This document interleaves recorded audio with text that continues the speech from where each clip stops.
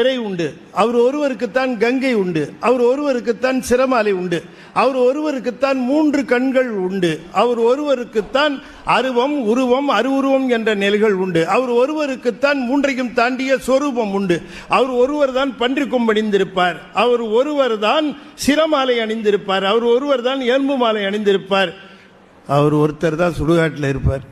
வேற எந்த சாமியாவது அந்த ஏரியாவுக்கு போதா பாருங்க. எல்லா சாமிக்கும் பயம் சுடுகாட்டை பார்த்து.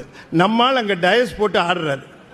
கோயில் சுடுகாடு கொல்புலித்தோல் நல்லாடையினார் மணிவாசகர். ஒரு இளைஞர் என்ன கேட்டார், ஐயா சிவபெருமான் இருக்கிற இடம் கோயில் நீங்களே சுடுகாடு நீங்களே, நாங்கள் எங்கே போய் பார்க்கறதுன்னா. கேள்வி புரியுதா உங்களுக்கு? இந்த கேள்வியெல்லாம் வக்கனையாக கேட்பான். நான் சொன்னேன், அப்பா ஒரு கோயிலில் இருக்கிறார், நீ கோயிலே போய் பாரு. ஆனால் எல்லா பயிலும் கோயிலுக்கு வருவான்னு சொல்ல மாட்டேங்கிறான். இவன் கோயிலுக்கு தான் வரமாட்டேன்னு சொல்ல முடியும்.